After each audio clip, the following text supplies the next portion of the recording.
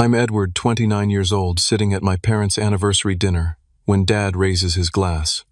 Marcus built his success alone. No handouts, he declares proudly about my 32-year-old brother. Everyone applauds, nodding in admiration. I take a slow sip of water, then calmly reply, "Then he'll be fine without the $6,000 I transfer toward his tuition every semester." Marcus nearly drops his glass, his face draining of color. Before I tell you what happened next, let me know where you're watching from, and hit that like and subscribe button if you've ever had to expose a family secret to protect your own dignity. Growing up in a middle-class neighborhood in Boston, my childhood memories are filled with the constant shadow of comparison. Our modest two-story home on Maple Street housed what appeared to be the perfect American family, but beneath the surface ran currents of favoritism that shaped who I would become. My father Richard built his construction company from scratch, a fact he never let anyone forget. A broad-shouldered, stern-faced man with calloused hands and unwavering opinions, he ruled our household with high expectations and conditional approval. Success meant everything to him, but only certain types of success seemed to matter. My mother Diana taught English at the local high school. Softer in her approach, but equally complicit in the family dynamic, she often played peacemaker while subtly reinforcing the hierarchy that placed my brother on a pedestal. Then there was Marcus, my older brother, by 3 years. From the moment he could walk, Marcus commanded attention. Athletic, charming, and naturally confident, he moved through the world with an ease I never understood. He was the golden child, the one whose basketball trophies lined the mantel, while my academic certificates were tucked away in desk drawers. Marcus had the kind of charisma that made people gravitate toward him, including our parents. When he entered a room, it lit up. When I entered, hardly anyone noticed. What Marcus possessed in charm, however, he lacked in academic discipline. School was always a struggle for him, with teachers constantly calling home about incomplete assignments and disruptive behavior. Yet somehow his academic shortcomings were framed as misunderstood brilliance. "He's just not being challenged enough," Dad would tell the teachers. "He thinks differently," Mom would defend. Meanwhile, I found refuge in books and learning. Quiet and observant, I excelled academically without much fanfare. Perfect grades weren't celebrated. They were expected. "That's just Edward being Edward," they'd say, as if my achievements were somehow less impressive because they came naturally. The night I won the state science competition in 10th grade, my parents skipped the ceremony for Marcus's basketball game. His team lost, and somehow the evening became about consoling him rather than acknowledging my victory. The pattern was consistent throughout our childhood. When Marcus broke Mom's favorite vase playing indoor baseball, he was gently reprimanded with an affectionate hair tousle. "Boys will be boys," Dad chuckled. 3 weeks later, when I accidentally stained the carpet with a science experiment, I was grounded for 2 weeks and lectured about responsibility. Different rules, different expectations, different love. By 16, I had internalized the family dynamic and developed my own coping mechanisms. While Marcus relied on charm and our parents' support, I became fiercely independent. I worked weekends at the local bookstore, saved every dollar, and planned my escape through education. My guidance counselor became more of a mentor than my own father, helping me navigate scholarship applications and college admissions. Senior year marked the divergence of our paths more clearly than ever. I graduated as valedictorian with a full academic scholarship to MIT. My speech was attended by my mother and aunt. Dad and Marcus were at a baseball game. Marcus barely graduated that same year, his diploma rescued by last-minute cramming and teachers who didn't want to deal with my father's intimidation tactics. Throughout college, I worked multiple jobs: campus library assistant by day, freelance coding by night, while maintaining a perfect GPA. Not because I needed the money with my scholarship, but because I'd learned early that self-sufficiency was my only reliable option. Marcus, meanwhile, drifted between community college classes and various jobs, never quite finding his footing, but always receiving enthusiastic support for even the smallest efforts. My graduation from MIT passed with minimal acknowledgement. My landing, a coveted position at a prestigious tech firm, earned a brief "good for you" from Dad. 2 weeks later, when Marcus got hired at a retail store as assistant manager, Mom prepared a celebratory dinner, and Dad announced it to everyone at his weekly poker game. Despite the clear disparity, I never completely hardened my heart to my family. Love and resentment existed in a complex tangle that I couldn't fully unravel. As I established my career in software development, climbing the ranks through dedication and skill, I maintained the obligatory holiday visits and weekly phone calls. I understood that my parents were products of their own upbringing, that Marcus had been shaped by their expectations just as I had been shaped by their neglect. Understanding didn't heal the wound, but it helped me function despite it. By 25, I had established myself as a senior developer at a growing tech company, living in my own apartment in Cambridge, creating a life defined by my own achievements, rather than my family's perception of them. I had friends who valued my quiet intelligence, colleagues who respected my problem-solving abilities, and a growing confidence that existed independently of familial validation. I was doing well by any objective measure, but family gatherings still had the power to reduce me to that invisible child watching everyone orbit around the sun that was my brother. What none of them realized was how much their golden child would soon come to depend on the shadow they had created. After high school, while I pursued my carefully plotted path through higher education, Marcus bounced between various ventures with the restless energy of someone expecting success without understanding its foundation.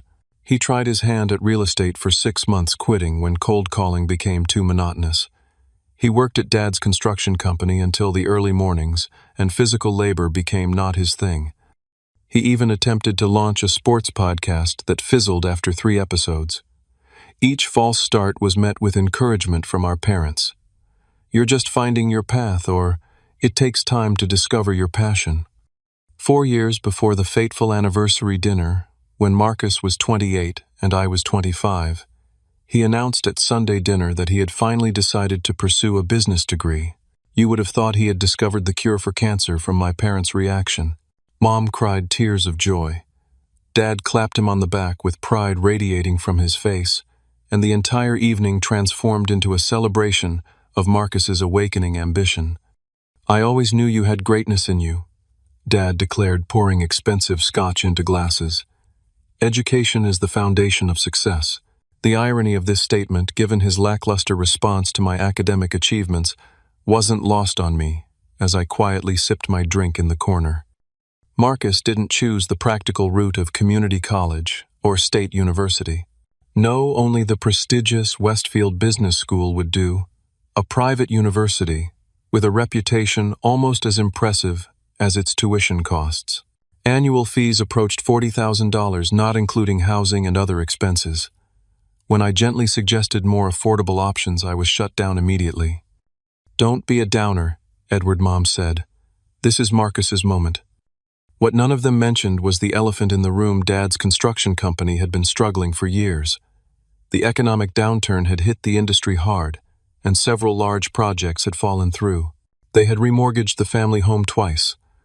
The lavish praise for Marcus's educational ambitions couldn't mask the financial reality they were facing. 2 weeks after the announcement, I received an unexpected call from Marcus asking to meet for coffee. Just the two of us, something that hadn't happened in years. We met at a quiet cafe near my apartment. Marcus was uncharacteristically nervous, fingertips drumming against the table, eyes darting around as if gathering courage. "I need to ask you something," he finally said after exhausting all small talk. "It's about school."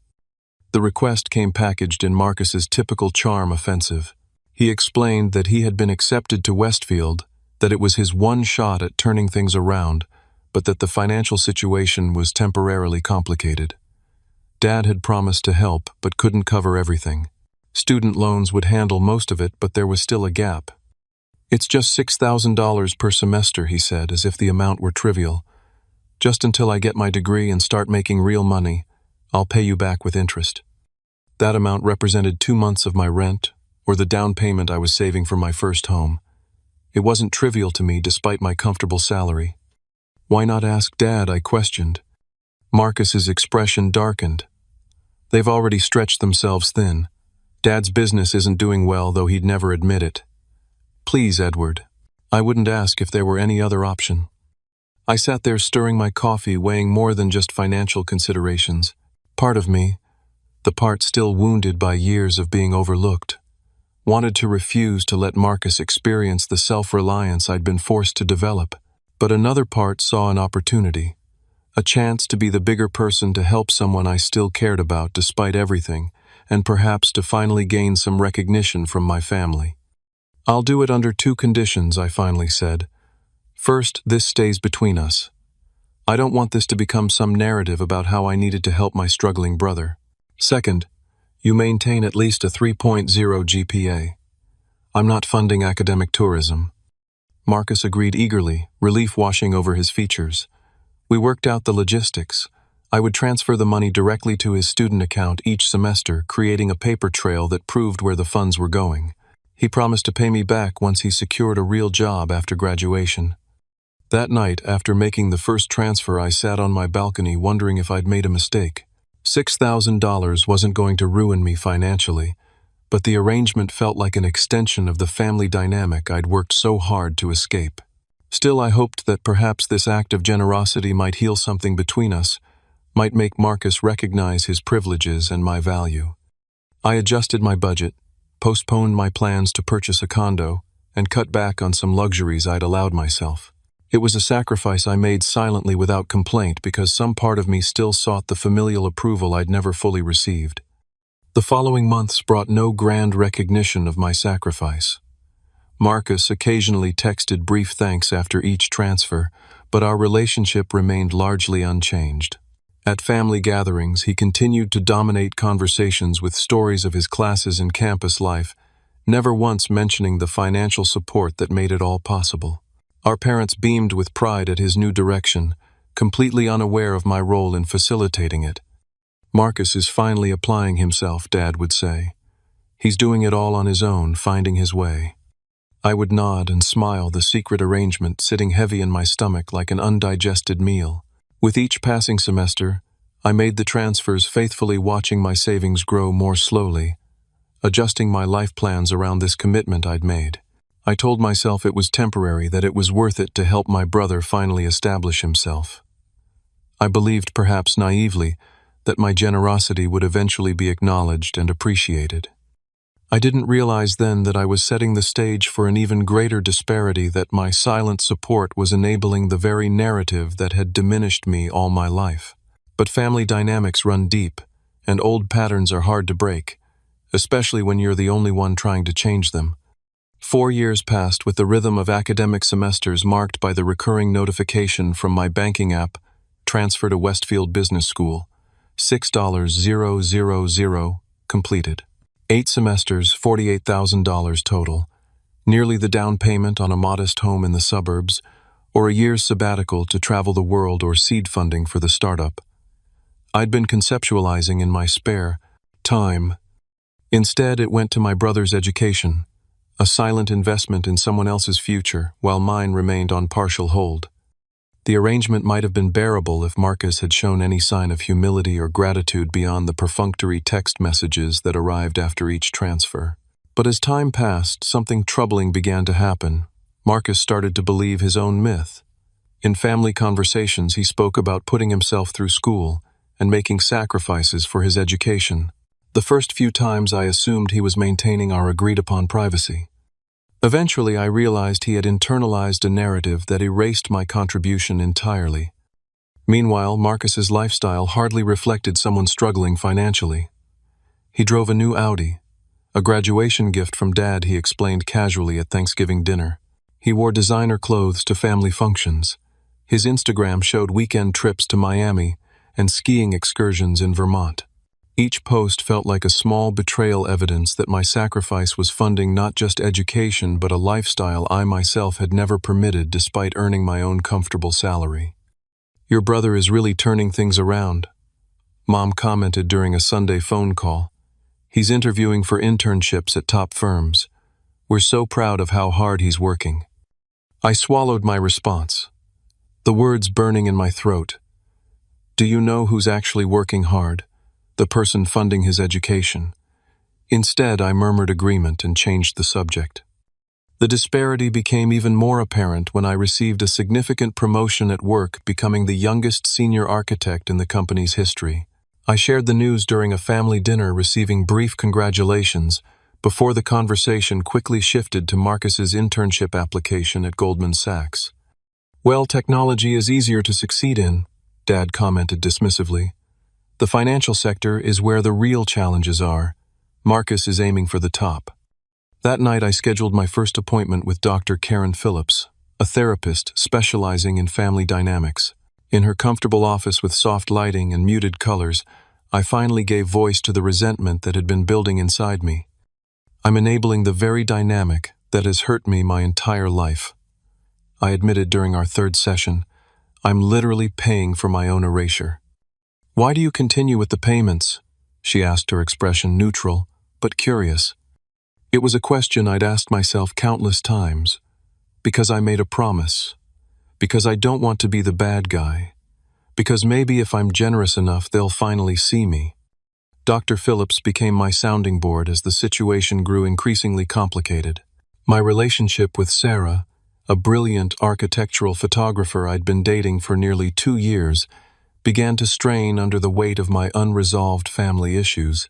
Sarah noticed how withdrawn I became after family gatherings, how I avoided discussing my brother or parents. "You're present physically but somewhere else emotionally," she said. One night after I returned from a particularly difficult birthday celebration for Marcus. "You've built this wall around everything related to your family and I don't know how to reach you there." She was right. I had compartmentalized my family situation so effectively that I couldn't integrate it with the rest of my identity. In the office, I was confident and assertive. With friends, I was engaged and open. With Sarah, I was affectionate and present, except when family matters surfaced, at which point I became distant, almost dissociative. "You need to set boundaries," Sarah urged after I confided the full situation. "This arrangement isn't just costing you money, it's costing you peace. It's costing us." I considered ending the payment several times. Each semester, as the tuition deadline approached, I contemplated the liberation of simply not transferring the money. But guilt always overwhelmed resolution. What if Marcus couldn't finish his degree? What if my parents, already financially strained, took on additional debt? What if I was perceived as the villain, reinforcing the family narrative that I was the cold, unfeeling son? The tipping point came 6 months before the anniversary dinner, when Marcus called with an unprecedented request. He needed an additional $4,000 for a career advancement opportunity, an exclusive networking retreat that would guarantee job placement after graduation. "It's not covered by tuition," he explained, "but everyone who attends gets placed at top firms. It's practically required." For the first time I hesitated. "Marcus, that's not part of our arrangement. I've already transferred this semester's tuition payment." His response chilled me. "Come on, Edward. It's not like you can't afford it. You've got that fancy job and no real expenses. What else are you spending your money on?" The casual entitlement in his voice crystallized something I had been feeling for months. My brother didn't see my contributions as sacrifices. He saw them as obligations, the natural order of things. The golden child was entitled to support from the overlooked sibling. After all, his success was important, celebrated, valued by the family, in a way mine had never been. "I'll think about it," I replied, my voice carefully neutral, despite the anger building inside me. That night in my weekly session with Dr. Phillips, I finally articulated what had been building for 4 years. "I've created a monster," I said. "I thought I was helping my brother grow, but I've just been feeding the same dysfunctional system that diminished me my entire life. And now I don't know how to stop without blowing up my entire family." Perhaps Dr. Phillips suggested gently, "That's exactly what needs to happen." I didn't know then how prophetic her words would be, or that the opportunity to test them would arrive sooner than I expected, at a celebration meant to honor love and commitment, but that would instead expose decades of painful truths. La Maison Argentée, with its crystal chandeliers and white tablecloths, seemed an appropriate setting for my parents' 35th anniversary celebration. Dad had reserved the private dining room, sparing no expense, despite the financial concerns I knew were simmering beneath the surface. Family from both sides attended. My mother's sister, Aunt Patricia, and her husband, Dad's younger brother, Uncle James, and his wife several cousins, and of course Marcus and me. I arrived alone. Sarah had a photography assignment she couldn't reschedule, though part of me suspected she was also giving me space to navigate the family dynamics without having to worry about her witnessing them. I wore my best suit, carried an expensive bottle of champagne as a gift, and mentally prepared myself for an evening of the usual family theater. Marcus arrived late naturally, making an entrance in a tailored navy suit that probably cost more than most people's monthly rent. He kissed Mom dramatically on both cheeks, clapped Dad on the shoulder, and immediately launched into a story about his professor being impressed by his latest business proposal. The family circle formed around him like iron filings drawn to a magnet, their attention absolute and admiring. I sipped my water and observed, as I had for 29 years, the well-rehearsed performance of the Harrison family dynamic. Aunt Patricia eventually made her way to my side, squeezing my arm affectionately. "How are you doing, Edward? Still saving the digital world one code at a time?" she asked, her genuine interest, a small balm to my spirit. Before I could answer, Marcus's laugh cut across the room. "Dad, you should have seen their faces when I presented my strategy." The professor said it was graduate-level work. Dinner proceeded with the predictable rhythm of our family gatherings. Conversations orbited around Marcus's accomplishments, Dad's business anecdotes, and polite inquiries about relatives not present. I spoke when spoken to, offered appropriate comments when required, and felt the familiar sensation of fading into the background despite sitting in plain sight. The waiters had just cleared the main course when Marcus tapped his glass, standing with the confident posture of someone who has never doubted his right to be heard.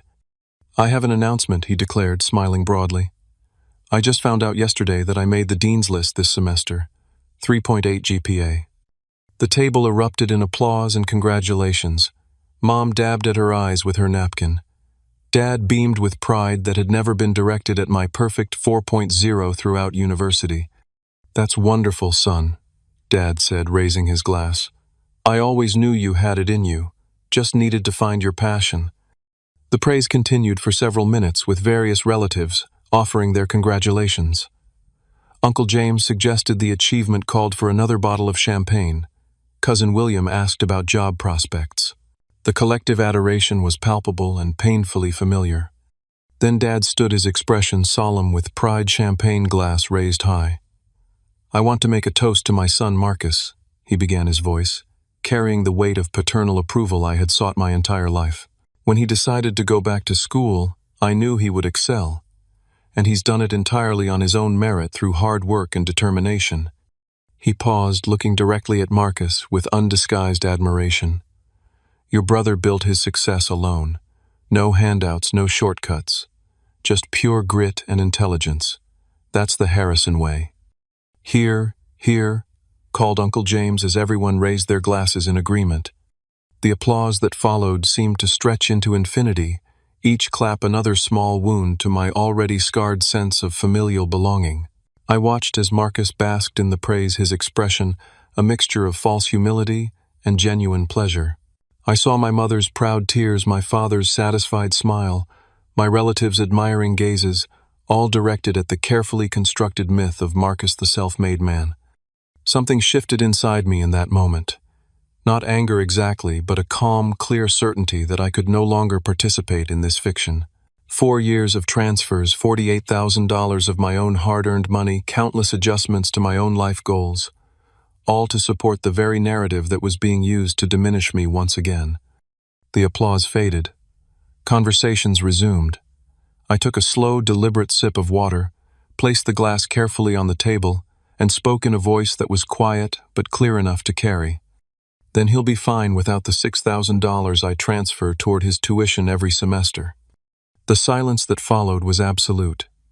8 pairs of eyes turned toward me in various stages of confusion and shock. Marcus's face drained of color so rapidly, I momentarily worried he might faint. The wine glass in his hand tilted dangerously red liquid, nearly spilling onto the white tablecloth before he caught himself. "What did you say?" Dad asked, his voice a dangerous mix of confusion and emerging anger. "I said," I repeated calmly, meeting his gaze directly, "that if Marcus built his success alone with no handouts, then he should be fine without the $6,000 I've been transferring to his tuition account every semester for the past 4 years. That's $48,000 total in case anyone's wondering. Mom's hand flew to her mouth. Edward, what are you talking about? Marcus attempted recovery, forcing a laugh that sounded hollow even to the most oblivious ear. He's joking. Edward's got a weird sense of humor. I have the bank statements, I replied, still maintaining that unnatural calm, every semester like clockwork. I can pull them up right now if anyone's interested. Dad's face had turned an alarming shade of red. Is this true? He demanded, looking between Marcus and me. Marcus's attempted dismissal crumbled under our father's intense scrutiny. It's not how it sounds, he began, his typical charm faltering. Edward offered to help temporarily when I first started. It's barely anything compared to the total cost. I've been handling everything else myself, the books, the housing, all of it. Barely anything, I echoed, finally allowing some emotion to color my voice. It's $48,000, Marcus. That's a down payment on a house. That's a year's salary for many people. The restaurant had grown uncomfortably quiet beyond our table, other patrons pretending not to notice the family drama unfolding in their midst. A waiter approached, then thought better of it, retreating to a safe distance. Why wasn't I told about this? Dad demanded, his anger now fully formed. Because Marcus asked me to keep it between us, I explained. He didn't want anyone to know he needed help, and I agreed because I wanted to support him. I was proud he was finally pursuing education seriously. Aunt Patricia broke the awkward silence that followed. Edward, that was incredibly generous of you. It was Uncle James, agreed, looking at Marcus with new eyes, and not something to be hidden. Marcus's face had shifted from shock to a defensive anger. You're just doing this to embarrass me, he accused. You've always been jealous of me, and now you're trying to ruin my moment. The absurdity of his statement might have made me laugh if it weren't so painful. Jealous, I repeated. Marcus, I've been supporting your education while you take vacations and buy designer clothes. I delayed buying my own home to help you. And in return, I get to sit here and listen to everyone praise you for doing it all on your own, while my achievements have been ignored my entire life. Dad slammed his hand on the table, making the silverware jump. That's enough. Both of you stop this right now. You're ruining your mother's anniversary. Mom was quietly crying now, dabbing at her eyes with her napkin. The perfect family image was cracking before everyone's eyes, and, like always, maintaining the facade was more important than addressing the truth beneath it. I'm sorry, Mom, I said sincerely. I didn't plan for this to happen tonight. But I can't sit here anymore and listen to this false narrative. I just can't. I stood up, placed my napkin beside my plate, and retrieved my jacket from the back of my chair. Congratulations on 35 years, I said to my parents. I've left your gift with the hostess. Without waiting for a response, I walked out of the private dining room through the main restaurant, where curious diners quickly averted their eyes and into the cool evening air. Behind me, I could hear raised voices. Marcus's defensive tone, Dad's angry, demands Mom's tearful pleas for calm. As I walked to my car, I felt something unexpected, not guilt, not anger, but a profound sense of relief. For the first time in my adult life, I had spoken my truth to my family regardless of the consequences. Whatever happened next, I would face it without the weight of silent resentment I had carried for so long. The drive home from La Maison Argentée felt surreal, as if I were watching myself from outside my body.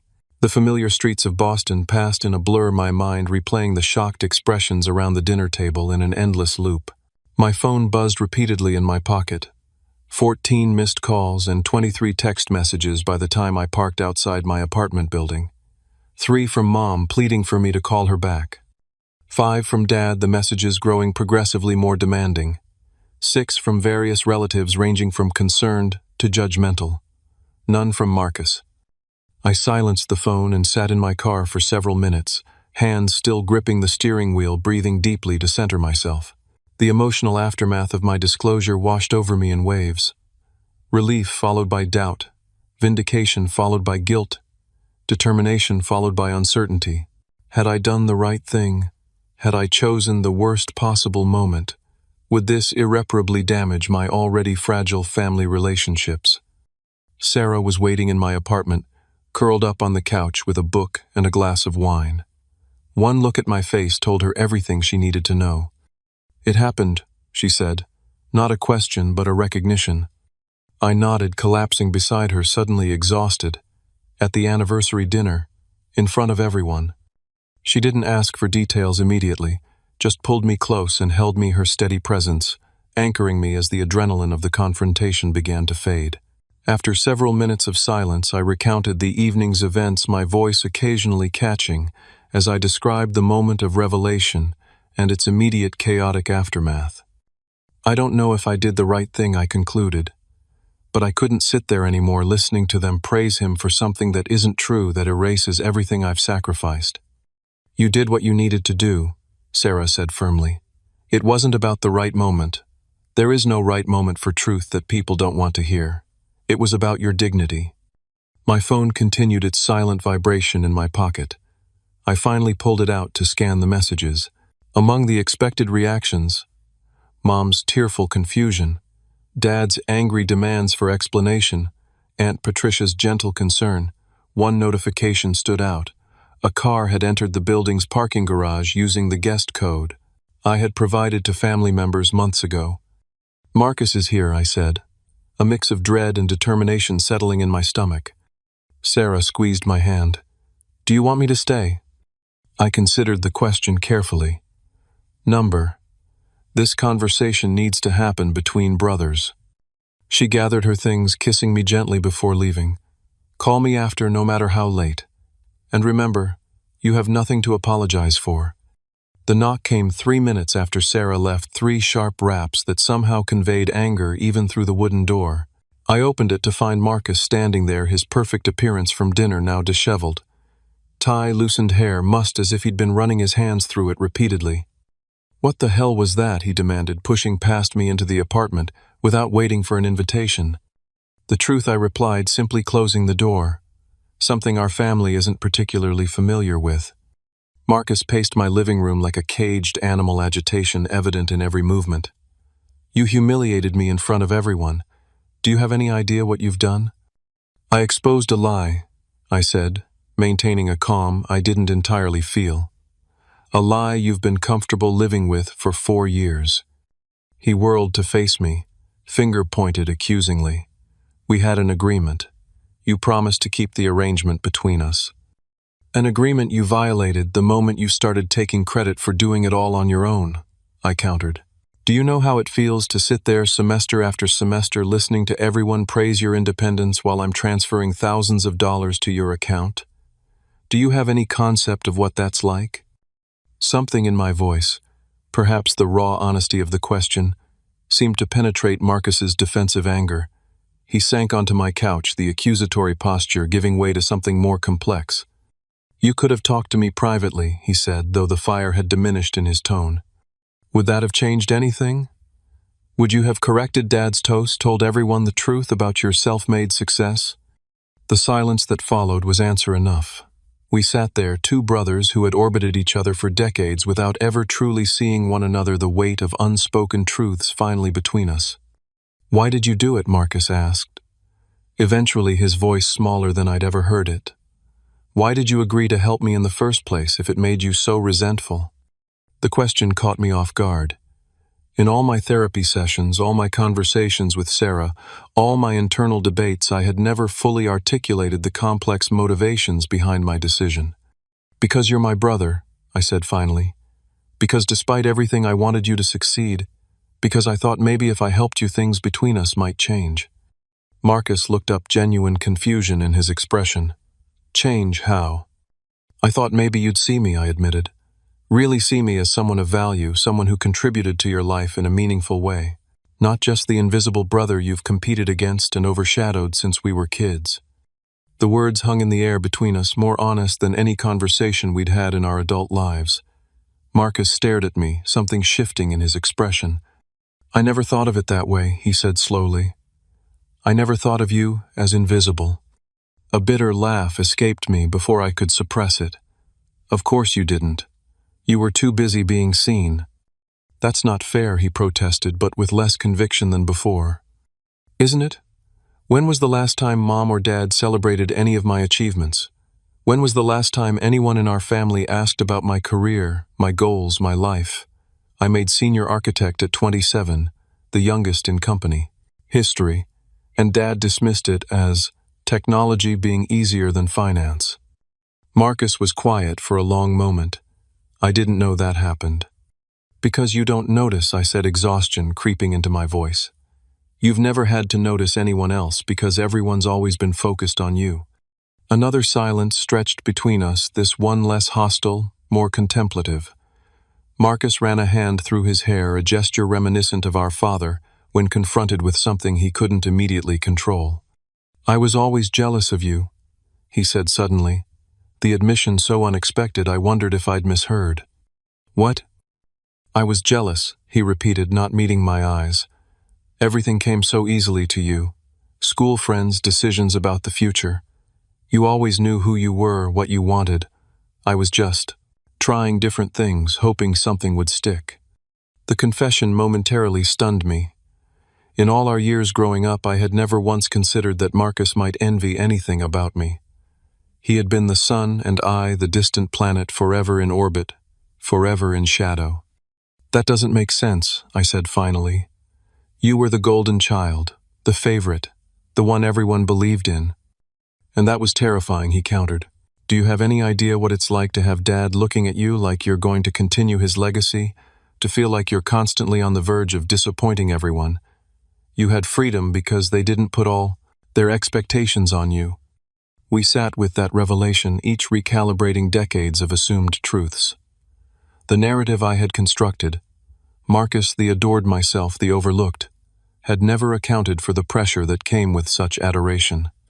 Our conversation was interrupted by my phone ringing again, Mom's number flashing on the screen. I declined the call, unwilling to expand this confrontation to include our parents just yet. They want you to come back to the restaurant, Marcus said. Dad's furious. He says you need to apologize for ruining their anniversary. I'm not apologizing for telling the truth, I said firmly. I'm done pretending for the sake of family harmony. Marcus nodded slowly, surprisingly, not arguing the point. What happens now, with the tuition payments? The question brought me back to the practical reality underlying the emotional revelation. They stop, I said simply. You have 1 semester left. You'll need to figure out another solution. He looked momentarily panicked. Edward, I can't come up with $6,000 in a few weeks. You managed to buy a new Audi, I pointed out. Designer clothes, vacations. You've been living like someone without financial concerns while I've been subsidizing your education. Those were gifts from Dad, he said defensively, then paused, a realization dawning, which he probably couldn't afford either. Exactly. Marcus stood and walked to the window, staring out at the city lights. I'll have to drop out if I can't pay tuition, he said quietly.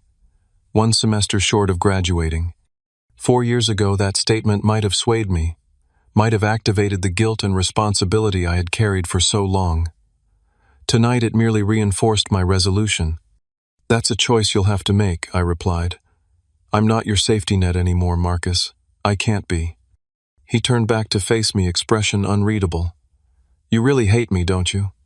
The question wasn't accusatory, but genuinely inquiring, and it deserved an honest answer. I don't hate you, I said after a moment's consideration.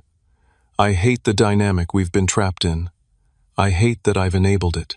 But you're my brother, and part of me will always care about you, even when I don't particularly like you. Marcus nodded, accepting this complicated truth. I should go. Mom's probably worried sick.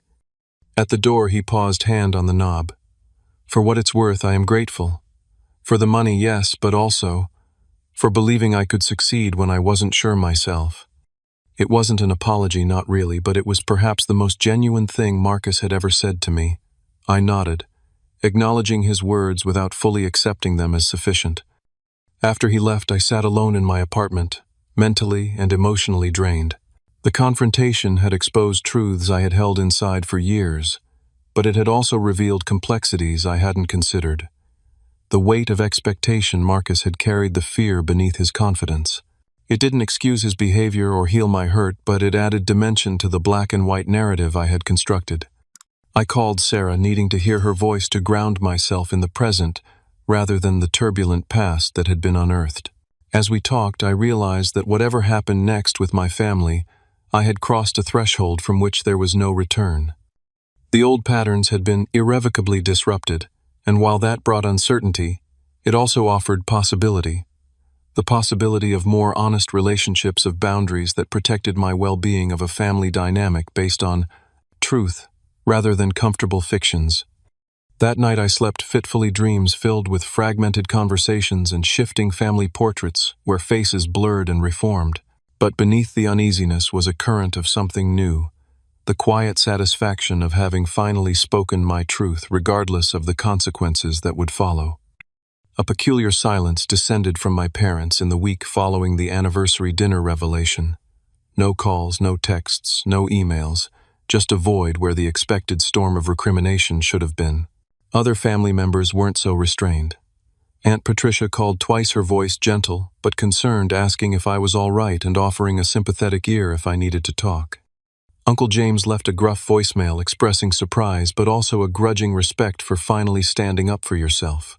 Cousins divided predictably along family lines. Mom's side largely supportive, Dad's side critical of my public spectacle. The silence from my parents broke on day 8 when Aunt Patricia called again, this time with a specific purpose. "Your mother asked me to reach out," she explained, her tone carefully neutral. "Marcus has dropped 2 of his classes. He says he can't afford to continue full-time without your contribution." I had expected this, of course, but the use of my aunt as intermediary, rather than direct communication, spoke volumes about my parents' approach to the situation. "I'm sorry to hear that," I replied honestly, but I made my position clear at dinner. "Edward," Aunt Patricia said with a sigh, "I'm not taking sides here. God knows your parents have made their share of mistakes in how they've treated you, but is this the hill you want to die on? Preventing your brother from finishing his degree?" The question hit a nerve, activating the deeply ingrained sense of responsibility I had carried since childhood. "I'm not preventing anything," I clarified. "I'm simply not continuing to fund something that was never acknowledged or appreciated. Marcus has options: student loans, part-time work, asking Mom and Dad directly." She was quiet for a moment. "They're scrambling to figure it out. Your father's company isn't in good shape, though he'd never admit it publicly. Your mother has been looking into withdrawing from her retirement account." The information wasn't entirely surprising, but it still created a complicated knot of emotions: concern for my parents' financial stability, frustration at their continued prioritization of Marcus, guilt at being the catalyst for Weichin, their distress. "I'll think about it," I finally said, not committing but not closing the door entirely. At work, I channeled my emotional turmoil into productivity, tackling complex problems with a focus that earned comments from colleagues. "Whatever's driving you, keep it up," my director said, after I solved a particularly thorny integration issue that had stalled a major project. "This is impressive work." Sarah remained my steadfast support, never pressuring me to reconcile with my family, but providing space to process my conflicted feelings. "They're trying to wait you out," she observed one evening as we prepared dinner together. "They think if they let things get dire enough with Marcus's situation, you'll cave and start paying again." She wasn't wrong. The pattern was familiar: crisis involving Marcus, family expectation that I would set aside my needs to help, implicit understanding that my sacrifice would go unacknowledged. The difference now was my awareness of the dynamic and my determination to break it. 3 weeks after the dinner, my mother finally called directly. Her voice was strained, lacking its usual warmth. "We need to have a family meeting," she said without preamble. "This situation can't continue." "What situation exactly?" I asked, deliberately making her articulate the issue. She sighed. "Edward, please don't be difficult. You know exactly what I'm talking about. Marcus might have to leave school. Your father and I are trying to find a solution, but we need to discuss this as a family." I agreed to meet that Sunday at their house, setting clear boundaries about the purpose and duration of the gathering. I wouldn't be ambushed or manipulated. This would be a structured conversation with all cards on the table. The family home on Maple Street looked exactly as it always had. Well-maintained exterior, carefully tended garden, picture-perfect facade, masking the tensions within. I arrived precisely at the agreed time, neither early as a peace offering nor late as a power play. Sarah had offered to accompany me, but this was a conversation I needed to have without a buffer. They were waiting in the living room. Mom perched nervously on the edge of the sofa, Dad in his usual armchair, Marcus slumped in the corner seat, his posture a study in defensive resentment. The atmosphere was thick with unspoken accusations. "Thank you for coming." Mom began, attempting to establish a conciliatory tone. Dad had less patience for pleasantries. "This situation is unacceptable," he stated flatly. "You've put your brother in an impossible position, and now we're all dealing with the fallout." The old pattern reasserted itself immediately. My actions as the problem, Marcus, as the victim, parental disappointment, directed squarely at me. In the past, I would have absorbed this framing, accepted the assigned role of troublemaker, and worked to regain approval. Today, I had come prepared. "Before we go further," I said calmly, pulling a folder from my messenger bag, "I'd like to establish some facts." I laid out the bank statements methodically. 8 semesters of transfers to Westfield Business School, each for $6,000 with dates and confirmation numbers clearly visible. Alongside these, I placed a spreadsheet detailing my own sacrifices: the delayed home purchase, the reduced retirement contributions, the calculated opportunity cost of investing that money instead. "This is what I've contributed to Marcus's education," I explained. $48,000 total, which represented significant sacrifices on my part. The concrete evidence of my financial support seemed to shift something in the room. Mom studied the statements with growing dismay, Dad's expression transitioning from anger to uncomfortable recognition, Marcus staring at the floor. "Why didn't you tell us?" Mom asked softly. "Because Marcus asked me not to," I replied simply, and I respected his request, even as I listened to everyone praise him for doing it all on his own. Dad cleared his throat, discomfort evident in his posture. "We had no idea." "That's the point," I said. "You had no idea because you never asked. You never questioned how Marcus was affording an expensive private university while working part-time retail jobs. You never wondered why I delayed buying a home despite my salary. You assumed a narrative that fit what you wanted to believe." The silence that followed felt different from previous family tensions. Less hostile, more contemplative. Mom wiped at her eyes with a tissue. Dad stared at the financial evidence with a contractor's eye for detail, and Marcus continued his study of the carpet patterns. "What do you want from us now?" Dad finally asked, his tone less confrontational than before. It was a question I had anticipated but still found difficult to answer. What did I want? An apology recognition. A fundamental shift in family dynamics that had been established over decades. "I want acknowledgement," I said, after careful consideration. "Of my contributions, yes, but more importantly, of the pattern that's existed in this family since Marcus and I were children. I want us to be honest about the favoritism, the double standards, the ways in which my achievements have been minimized while Marcus's have been celebrated." Mom began to protest the reflexive denial of uncomfortable truths, but Dad surprised me by raising his hand to stop her. "Let him finish," he said quietly. "I don't want to destroy this family," I continued, "but I can't participate in the fiction anymore. I won't be the invisible support system that allows everyone else to maintain comfortable illusions." The conversation that followed was unlike any we had ever had as a family. Painful truths emerged. Mom's admission that she had always worried more about Marcus because he seemed more vulnerable. Dad's acknowledgement that he had projected his own ambitions onto his firstborn. Marcus's confession that he had leaned into the golden child role because he felt it was expected of him. None of it erased the hurt of years past, but the honesty created a foundation for something new. By the end of that difficult afternoon, several concrete changes had been established. First, I would not resume the tuition payments. This was non-negotiable, a boundary I needed to maintain for my own self-respect. Second, Marcus would take on a part-time job to contribute to his final semester's expenses, with our parents covering the remainder through a combination of savings and a modest loan. Third, we would commit to regular family conversations where grievances could be aired openly rather than festering beneath the surface. As I prepared to leave, Marcus approached me in the hallway away from our parents' ears. "I'm starting at Barnes & Noble next week," he said, an unfamiliar humility in his tone. 20 hours a week while finishing classes. "That's good," I replied, not offering empty encouragement, but acknowledging the step toward responsibility. "I don't expect you to believe me right now," he continued, "but I'm going to pay you back, all of it."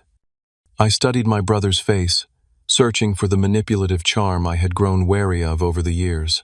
Instead, I found something new, a genuine discomfort, the awkward determination of someone facing consequences, perhaps for the first time. "It's not about the money, Marcus," I said finally. "It never was." He nodded, understanding, dawning slowly. "I know, but it's a place to start." As I drove away from the house that had shaped both our identities, I felt neither the triumph of victory nor the relief of reconciliation, but rather the cautious optimism of having taken the first step on a long, uncertain path toward healthier family dynamics. The following months brought incremental changes. Family dinners became less performative, with conversation distributed more evenly among all participants. My professional achievements received genuine interest rather than cursory acknowledgement. Marcus struggled with the reality of balancing work and school, but seemed to develop a new appreciation for the effort involved in self-sufficiency. Parents don't transform overnight, of course. Dad still occasionally slipped into old patterns of comparing us, and Mom still worried excessively about Marcus's well-being. But there was a new awareness to their behavior, a conscious effort to recognize and adjust imbalances that had once seemed immutable. The most significant change occurred within me. As family validation became less central to my identity, I found myself more present in other aspects of my life, more engaged at work, more open with Sarah, more authentic in all my relationships. The energy once devoted to seeking approval now fueled creative projects and meaningful connections. 6 months after the anniversary dinner confrontation, I no longer measured my worth by my family's perception. That freedom, more than any external change, was the true victory of speaking my truth. 6 months after the anniversary dinner that changed everything, we gathered again, this time for Thanksgiving at my parents' home. The familiar setting highlighted the subtle but significant changes in our family dynamic. Dad carved the turkey without his usual monologue about Marcus's latest achievement. Mom distributed food without the unconscious pattern of serving her firstborn the choice portions. Marcus, now working 25 hours weekly at Barnes & Noble, while completing his final semester, spoke about his experiences with a humility previously foreign to his character. I brought Sarah, now wearing the engagement ring I had proposed with the previous month, a milestone that received genuine congratulations from everyone, including a warm hug from Dad that lingered a moment longer than his usual perfunctory embraces. The transformation wasn't miraculous or complete. Old habits occasionally resurfaced quickly, followed by self-conscious corrections. But the effort itself represented a form of healing I had never thought possible. My own journey had continued through weekly sessions with Dr. Phillips, processing not just the family dynamics but my role in perpetuating them. Enablers often believe they're being kind, she had observed during a particularly insightful session. But true kindness sometimes means allowing others to experience the natural consequences of their actions. This wisdom had guided my interactions with Marcus over the months since our confrontation. I no longer provided financial support, but I did offer something perhaps more valuable: honest feedback, professional networking introductions, and occasional guidance on navigating workplace dynamics as he prepared to enter the business world. Our relationship had evolved into something closer to actual brotherhood than the performer-audience dynamic that had defined us previously. During a rare one-on-one lunch in October, Marcus had admitted something that would have been unthinkable a year earlier. "I don't think I ever really knew you," he said, picking at his sandwich. "I was so caught up in being Marcus the Amazing that I never bothered to see who you actually were." The admission wasn't offered as a dramatic apology, but as a simple recognition of truth, which somehow made it more meaningful. Sarah had become my steadfast partner through the continuing evolution of my family relationships. Her photographer's eye for detail helped me notice small improvements that might otherwise have escaped my attention. Mom asking about my projects with genuine interest. Dad actually listening to my professional advice about his process, company's outdated systems. Our engagement had accelerated my healing in unexpected ways. Planning a future with someone who truly saw and valued me reinforced my growing independence from family validation. The weekend we spent shopping for our first home together, a modest but charming townhouse halfway between our workplaces, felt like a declaration my life was moving forward on my own terms.